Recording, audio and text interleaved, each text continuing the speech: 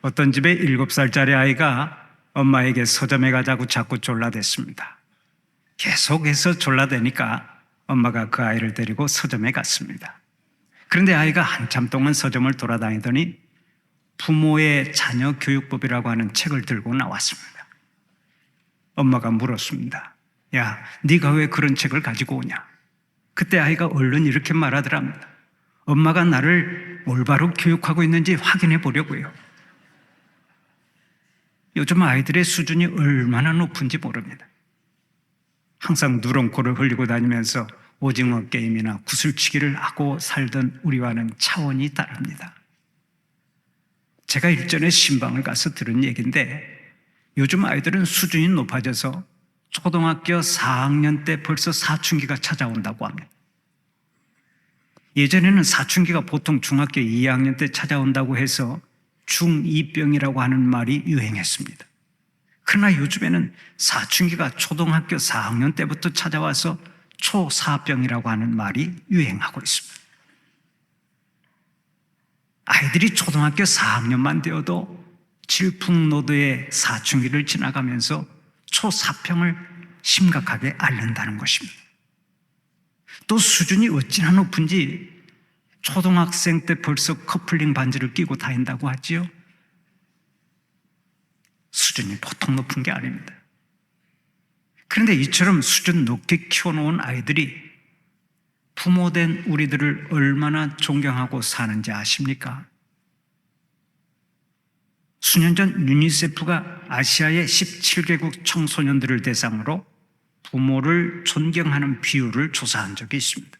그런데 그 통계를 보면 방글라데시나 베트남이나 캄보디아 등의 아이들도 70% 이상이 부모를 존경한다고 응답을 했는데 우리나라의 청소년들은 겨우 14%만이 부모를 존경한다고 했습니다.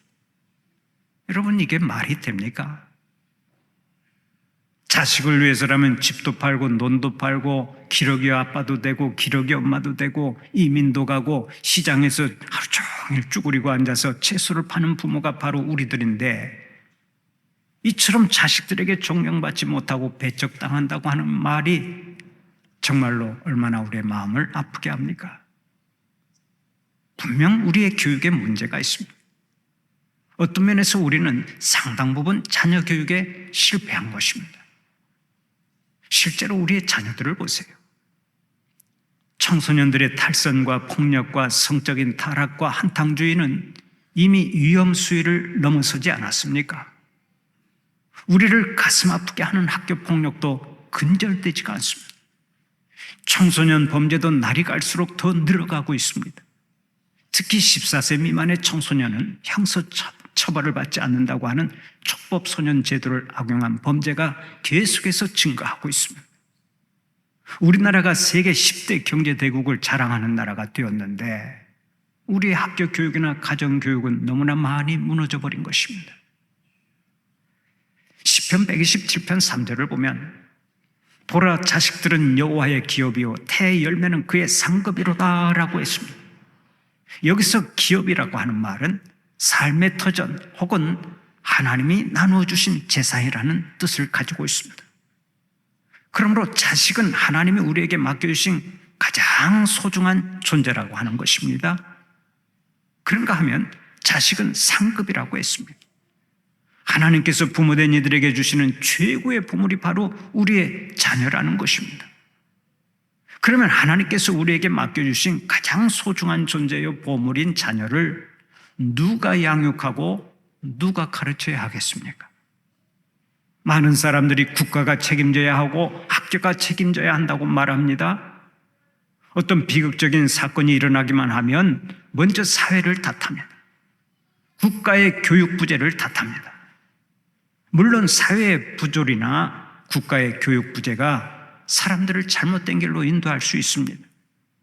그러나 모든 잘못의 책임은 1차적으로 가정에 있고 부모에게 있는 것입니다. 하나님께서 우리에게 자녀를 주실 때는 그 자녀를 통해서 말할 수 없는 즐거움을 얻고 행복하게 살아가라고 하는 뜻이 있습니다. 그러나 동시에 그 자녀를 잘 양육하라고 하는 귀한 사명을 우리에게 주신 것입니다. 내가 너희들에게 자녀를 위탁할 때니까 너희는 자녀를 잘 양육하라. 이것이 하나님께서 이 땅의 모든 부모들에게 주신 사명입니다. 사랑하는 우리 성도들은 자녀를 잘 양육시켜서 가정마다 하나님의 은혜가 차고 넘쳐나시기를 축원합니다. 이스라엘 부모들은 하나님의 뜻과 경륜을 알았기 때문에 누구보다도 자녀 교육에 심혈을 기울였습니다. 자녀를 위해 기도를 많이 하고 항상 자녀들을 축복했습니다. 아브라함은 아들 이삭을 축복했고 이삭은 그의 아들 야곱을 축복했습니다. 그리고 야곱은 12아들을 일일이 축복해 주었습니다. 복의 근원이 되신 하나님 앞에서 항상 자녀들을 축복했습니다. 이런 맥락에서 볼 때 오늘의 본문에 나오는 유대인들이 자기 자녀들을 예수님께 데리고 와서 축복해달라고 부탁을 하는 것은 당연한 일이었습니다. 당시에 예수님은 십자가를 지기 위해 예루살렘으로 향하고 있었죠. 영적으로나 육적으로 심히 지쳐있는 상태입니다. 그래서 제자들은 아이들을 꾸짖어서 돌려보내려고 했습니다. 그러나 그때 주님께서 뭐라고 하셨습니까? 오늘의 본문 14절을 보면 이렇게 말씀하십니다. 어린아이들이 내게 오는 것을 용납하고 금하지 말라. 하나님의 나라가 이런 자의 것이니라. 주님은 제자들을 책망하시고서 어린아이들을 일일이 품에 안으셨습니다. 그리고 머리 위에 친히 안수하시고 축복하셨습니다. 바로 이것을 우리가 주목해야 합니다. 왜 그렇습니까? 여기 아주 귀한 영적 교훈이 담겨 있기 때문입니다. 본문은 우리의 자녀들을 하나님 앞에서 어떻게 교육하고 축복할 것이냐 하는 것을 잘 가르쳐주고 있습니다. 여러분, 자녀 교육의 성공적인 비결이 무엇입니까? 첫째로 먼저 우리의 자녀가 하나님을 바라보게 해야 합니다. 예수님은 이 세상에 오셔서 한 번도 하나님을 떠나신 적이 없습니다. 말구유에 오신 때나 머리 둘 곳도 없이 다니실 때나 항상 하나님의 품 안에 거하셨습니다. 그래서 주님은 자주 이렇게 말씀하셨습니다. 내가 아버지 안에, 아버지께서 내 안에 계시느니라. 한 번도 하나님께 등을 돌리고 사신 적이 없습니다. 오직 그분의 뜻을 이루기 위해 그분만을 바라보고 사셨습니다. 그래서 오늘 또 예수님은 둘러선 무리들의 눈을 하나님께 향하도록 이렇게 말씀하십니다. 내가 진실로 너희에게 이르노니 누구든지 하나님의 나라를 어린아이와 같이 받들지 않는 자는 결단코 그곳에 들어가지 못하리라. 어린아이와 같이 순수한 믿음으로 하나님께 나아오는 사람만이 하늘나라의 주인공이 될 수 있다고 말씀하십니다. 예수님은 어른이나 아이나 할 것 없이 모두 다 하나님을 바라보게 하신 것입니다. 왜 그랬습니까? 하나님께서 우리 인생의 주인이시기 때문입니다. 우리가 하나님을 모르면 삶의 목적을 알 수가 없습니다. 하나님을 떠나서는 삶의 의미도 모르고 영생의 삶을 알 수가 없습니다. 그래서 예수님은 먼저 우리들로 하여금 하나님을 바라보게 하셨습니다. 인생의 주인 되신 하나님, 만복의 근원이 되시는 하나님, 우리를 전국으로 인도하실 하나님을 바라볼 때만 성공적인 삶을 살아갈 수 있기에 가장 먼저 하나님께 주목하도록 가르치셨던 것입니다. 그렇다면 오늘 여러분은 어떻습니까? 우리에게 주신 자녀들과 함께 먼저 하나님을 바라보며 살아가십니까? 우리의 생명과도 같은 자녀들이 먼저 하나님께 주목하도록 신앙교육을 잘 시키고 계십니까? 우리가 아는 대로 요즘은 선행학습을 시키는 것이 대세입니다. 3살, 4살 때부터 영어 유치원에 보내 조기교육을 시키는 가정이 많고 초등학교 4학년 때부터 미리 중학교 과목을 선행학습 시킨다고 야단들입니다. 그러다 보니까 학생들은 항상 쫓길 수밖에 없습니다. 다른 학생보다 선행학습을 더 많이 해서 좋은 대학교에 가야지 하는 강박관념을 갖기 때문에 항상 아이들이 분주하고 여유도 없이 불행하게 살아갑니다. 실제로 한 교육 전문가가 강연을 하는데 중학교 3학년짜리 학생이 손을 들고 이런 질문을 했습니다. 선생님, 수학 미적분은 언제까지 떼고 기하학은 언제까지 떼야 합니까? 그래서 물었답니다. 자네는 몇 학년인가? 예, 저는 중학교 3학년입니다. 그때 강사가 충격을 받고서 이렇게 말했답니다. 야, 넌 뭐 하는 거야? 지금은 놀아야지. 괜찮아. 어느 정도만 알면 되고 미적분이나 기하학은 고등학교에 들어가서 배우면 돼. 그 말을 들은 학생이 그때부터 펑펑 울기 시작했습니다. 계속해서 흐느끼니까 강사가 강단에서 내려와 그를 찾아가 물었습니다. 야, 너 왜 울고 있는 거냐? 내가 뭐 말을 잘못했냐? 아니에요. 저에게 지금은 좀 놀아야지 하고 말하는 분은 선생님밖에 없었기 때문이에요. 어떤 사람은 요즘 자녀교육 실태를 보고서 아동학대라고 표현하더라고요. 어쨌든 사회가 이런 분위기로 흘러가다 보니까 우리 교인들도 아이들이 학원을 안 가면 난리를 치면서도 주일날 교회에 나가지 않는 것에 대해서는 얼마나 관대한지 모릅니다. 교회는 나중에 나가도 돼 하는 부모가 상당히 많습니다. 여러분, 이런 교육은 좀 문제가 있는 것 아닙니까? 한때 곡성이라고 하는 영화의 명대사 무엇이 중헌디라고 하는 말이 화두가 된 적이 있습니다. 여러분 다 한 번씩 들어보셨죠? 무엇이 중헌디? 무엇이 중요한지를 잘 알고 살아가라는 뜻입니다.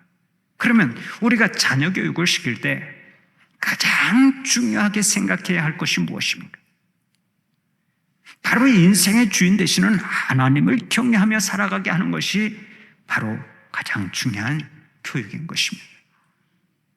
하나님 없는 인생은 완전히 꽝으로 끝나기 때문입니다.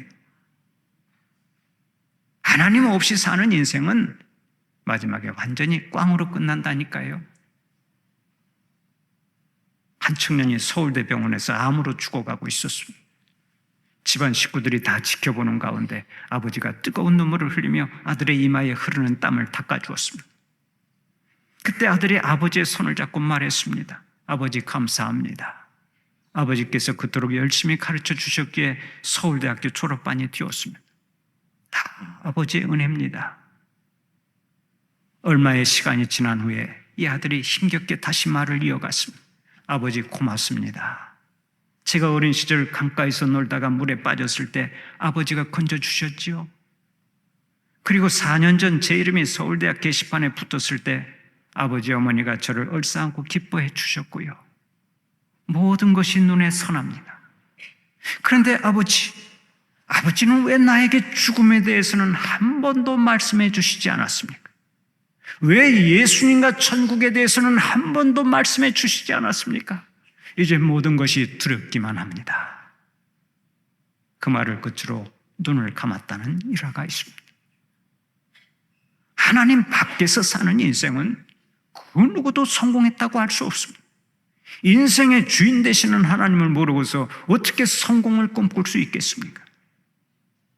사랑하는 우리 성도들은 하나님을 경외하는 신앙이 가장 중요한 줄로 믿고 자녀들을 가장 먼저 하나님께 붙들어 매는 일에 최선을 다하시기를 바랍니다.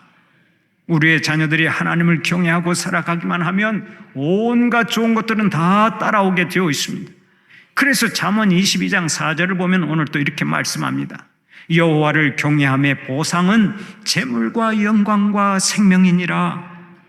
여기서 여호와를 경외함이라고 하는 말씀이 나오는데 이 말씀은 하나님을 두려워할 줄 아는 것을 뜻하는 말씀입니다. 그러니까 우리의 자녀들에게 여호와를 두려워할 줄 아는 신앙을 전수하기만 하면 그 보상으로 재물과 영광과 생명이 따라온다는 것입니다. 우리가 최고의 복이라고 생각하는 것들이 다 따라온다는 얘기입니다. 그러면 이 비밀을 누가 우리의 자녀에게 가르쳐 주어야 합니까? 이런 비밀은 부모된 우리들만이 가르쳐 줄 수 있습니다. 우리들과 교회를 제외하면 이 세상 그 어딜 가도 이 복음을 가르쳐 주지 않습니다. 오직 우리들만이 여호와를 경외하는 신앙을 가르쳐주고 전수할 수 있습니다. 우리의 자녀들이 평생토록 하나님을 경외할 줄 아는 신앙으로 살아가게 되는 그 첫걸음이 바로 우리의 가정에서 시작되는 것입니다. 사랑하는 우리 성도들은 하나님께서 주신 자녀들을 먼저 하나님께 딱 붙들어 매시기를 축원합니다. 우리의 자녀들이 하나님을 주목하고 하나님께 딱 붙들어서 살기만 하면 하늘의 복, 땅의 복이 다 따라오게 되는 것입니다. 밀레는 저녁종을 그린 화가로서 세계적으로 유명한 인물입니다. 그는 어려서부터 좋은 신앙의 분위기에서 자랐습니다. 그의 부모는 하루 일을 마치고 돌아올 무렵이면 교회의 종소리에 맞추어서 꼭 기도를 드리곤 했습니다. 이런 환경 속에서 자란 밀레가 저녁종을 그린 것은 당연한 일이었습니다. 그가 어린 시절 파리로 공부하러 갈 때 그의 할머니는 이렇게 부탁했다고 합니다. 나는 네가 하나님의 뜻을 어긴다든지 믿음이 없어진다면 차라리 죽는 것이 낫다고 생각한다. 그리고 이것을 잊지 말라. 너는 화가가 되기 전에 먼저 성도가 되어야 한다. 그릇된 일에 떨어지지 않도록 조심해라. 그림을 그리려면 영원을 위해 그릴 것이며 늘 하나님의 심판의 나팔 소리가 들려올 것을 생각하고 있어야 한다. 바로 이 신앙교육이 밀레를 하나님의 위대한 사람으로 만들었습니다. 자녀들이 어렸을 때부터 우리 하나님께 잘 붙들어 매기만 하면 우리는 자녀를 위해 염려할 것이 없습니다. 그러나 자녀들을 하나님께 붙들어 매는 신앙교육을 소홀히 하면 우리는 평생 자녀들을 쫓아다니면서 염려하게 되어 있습니다. 그렇다면 우리 성도들은 어떤 쪽을 선택하시겠습니까? 자녀는 저절로 신앙의 사람이 되는 것이 아닙니다. 믿음의 가정에서 태어나기만 하면 자동으로 믿음의 거장이 되는 것이 아닙니다. 그래서 하나님께서는 우리에게 부지런히 가르쳐 지키게 하라고 말씀하시는 거예요. 사랑하는 우리 성도들은 하나님이 주인 되시는 믿음의 집을 잘 세우시기를 바랍니다. 그리고 그 집이 무너지지 않도록 믿음을 지키고 그 믿음을 자녀들에게 제1의 유산으로 물려주시기를 바랍니다. 사람이 아무리 많은 것을 가졌다 해도 하나님이 없으면 반드시 허무로 끝납니다. 세계적인 여배우 마릴린 monroe가 38세의 젊은 나이로 세상을 떠난 것을 생각해 보세요. 자살로 삶을 끝낸 것을 생각해 보라고요. 우리나라의 현대그룹 회장 정모 씨가 현대그룹 사옥 12층에서 뛰어내려 자살한 것을 생각해 보세요. 세계적인 영화배우나 세계적인 스포츠 선수, 세계 제일의 부자, 세계 제일의 권력자라 할지라도 그의 심령에 하나님이 계시지 않으면 마지막에는 반드시 실패로 끝납니다. 왜 그렇습니까? 인간은 태초부터 하나님을 모시지 않으면 허무하게 끝나도록 지음받았기 때문입니다. 그러므로 다른 것은 양보해도 하나님을 경외하는 신앙은 절대로 양보하면 안 됩니다. 복음서를 보면 우리 주님께서 이렇게 말씀하신 적이 있습니다. 강권하여 내 집을 채우라. 강권하여 내 집을 채우라. 거기서 강권하다라고 하는 말의 원어를 찾아보면 팔을 비틀다라는 뜻을 가지고 있습니다. 그러니까 우리는 자녀들의 팔을 비틀어서라도 교회에 데리고 나와야 한다는 것입니다. 팔을 분질러서라도 우리의 자녀들을 교회에 데리고 나와야 한다는 말씀이에요. 사랑하는 우리 성도들은 인생의 주인 되시고 만복의 근원이 되시는 하나님께 자녀들을 확실히 붙들어 매서 일평생 하나님의 은혜가 차고 넘쳐나시기를 간절히 축원합니다. 두 번째로 안아주는 사랑이 있어야 합니다. 오늘의 본문 16절을 보면 이렇게 말씀합니다. 그 어린아이들을 안고 그들을 위해 안수하시고 축복하시니라.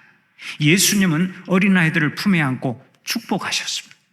그리고서 우리에게 안아주는 사랑을 보여주고 계십니다. 참 교육은 부족해도 안아주고 허물이 있어도 안아주는 것이라고 강조하고 있습니다. 이렇게 안아주는 사랑보다 더 큰 감동과 힘을 주는 것은 없기 때문입니다. 예수님은 이 땅에 오셔서 죄인된 우리를 다 안아주셨죠. 추하고 더러운 모습을 감추시고 바다보다 넓은 가슴으로 우리를 품으셨습니다. 그리고서 골고다 언덕 십자가 위에서 온몸이 피로 물들 때까지 우리를 사랑하셨습니다. 이 사랑이 전 인류를 구원하실 거예요. 바로 그분 예수님께서 우리에게 자녀들을 맡기셨습니다. 주님처럼 똑같이 가슴에 안고 사랑하라고 맡기셨습니다. 사랑만이 영혼을 살리고 사랑만이 온전한 사람을 만들기 때문입니다. 이것도 좋고 저것도 좋지만 자녀 교육에는 자녀를 끌어안는 사랑이 기초가 되어야 합니다. 요즘 문제하다, 청소년 범죄다 하는 말들이 많습니다. 그러나 솔직히 말해서 누가 문제입니까? 정말이지 문제는 우리 부모에게 있는 거예요. 이 세상에 태어날 때부터 문제아로 살고 범죄자로 살겠다고 작정하는 아이가 어디에 있습니까? 이 세상에 태어날 때부터 이마에다 나는 문제하다, 나는 문제아입니다 하고 써붙이고 나오는 아이가 어디에 있습니까? 부모로부터 사랑 한 번 못 받아보고 칭찬다운 칭찬 한 번 못 들어보고 자랐기에 우리의 자녀들이 어둠의 길로 가게 되는 것입니다. 잊지 마십시오. 우리의 자녀들에게 정말로 필요한 것은 우리 부모들의 사랑입니다. 우리가 자녀들을 사랑으로 양육하기만 하면 우리의 자녀는 평생 그 사랑을 잊지 않고 한 생을 성공적으로 살아가는 거예요. 노벨 문학상 수상자인 알베르트 까미는 1960년 교통사고로 죽었습니다. 그가 죽기 얼마 전에 쓴 일기를 보면 이런 내용이 나옵니다. 나는 알제리아에 계신 어머니를 잊을 수 없다. 나는 어머니의 눈동자를 바라볼 때마다 뜨거운 눈물이 솟아났던 기억을 하고 있다. 그의 어머니는요, 귀가 들리지 않는 청각장애인이었습니다. 청각장애인으로 살았는데 어린 두 아들을 아버지 없이 잘 키웠습니다. 까미는 그렇게 쓸쓸하고 괴로운 가정에서 자랐지만 죽기까지 어머니의 사랑을 잊지 못했던 거예요. 저도 어머니와 함께 살았던 세월은 채 10년도 안 됩니다만 지금까지도 저희 어머니의 사랑을 잊지 못합니다. 어머니가 일찍 돌아가셨지만 그래서 어머니와 함께 산 세월은 별로 되지 않지만 어머니의 사랑은 평생 저의 삶을 지탱시켜주는 힘이 된 것입니다. 기독교 교육은 누가 뭐라 해도 사랑이 기초가 되어야 합니다. 그래야 모든 것이 회복됩니다. 모든 것이 온전해집니다. 사랑하는 우리 성도들은 자녀를 언제나 품에 안고 칭찬해 주시기를 바랍니다. 자녀들을 격려하고 용기를 주시기 바랍니다. 사랑으로 양육하시기를 바랍니다. 어떤 사람이 이렇게 말했습니다. 아이가 비평을 듣고 자라면 그 아이는 남을 저주하게 될 것이다. 아이가 적대감 속에서 자라면 그 아이는 남과 싸우게 될 것이다. 아이가 조소를 받으며 성장하면 그 아이는 열등 인생이 될 것이다. 그러나 아이가 칭찬을 받으며 자라면 아이는 자신감을 가질 것이다. 아이가 사랑을 받으며 자라면 세상에서 사랑하며 살 것이다. 그렇습니다. 사랑도 받아본 사람이 사랑하는 것입니다. 물이 위에서 아래로 흘러가듯 부모의 사랑은 자녀의 가슴에서 또 다른 사람에게로 흘러가게 되어 있습니다. 마태복음 24장 12절을 보면 예수님께서 이렇게 말씀하십니다. 말세가 되면 불법이 성함으로 많은 사람의 사랑이 식어지리라. 이 말씀처럼 우리는 사랑이 식어버린 시대를 살고 있습니다. 그래서 우리의 자녀들이 방황하고 탄식하고 있습니다.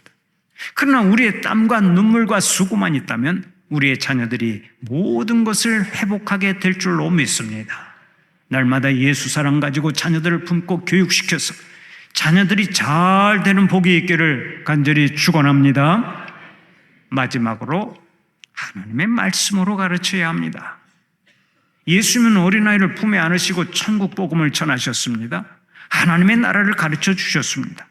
말씀이 육신이 되어 오신 주님께서는 어디에서든 하나님의 말씀으로 가르치셨습니다. 거기에 진리가 있고 인생에 가야 할 길이 있기 때문입니다. 그러므로 우리는 항상 아이들을 말씀으로 양육하는 일을 게을리해서는 안 됩니다. 때를 얻든지 못 얻든지 부지런히 말씀을 가르쳐야 합니다. 우리가 아는 대로 사람은 밥을 먹어야 삽니다. 그러나 사람은 밥으로만 사는 존재가 아닙니다. 우리는 하나님의 형상대로 지음받은 영적 존재이기 때문에 그렇습니다. 육신이 밥을 먹어야 살듯이 영은 영의 양식인 말씀을 먹어야 사는 거예요. 그러므로 자녀들을 진정으로 사랑한다면 하나님의 입에서 나오는 말씀을 부지런히 먹여야 합니다. 날마다 자신의 자녀의 심령 깊은 곳에 하나님의 말씀을 새겨가야 하는 거예요. 신명기 6장 6절 7절을 보면 오늘 또 이렇게 말씀합니다. 오늘 내가 네게 명하는 이 말씀을 너는 마음에 새기고 내 자녀에게 부지런히 가르치며 집에 앉았을 때에든지 길을 갈 때에든지 누워있을 때에든지 일어날 때에든지 이 말씀을 강론할 것이라.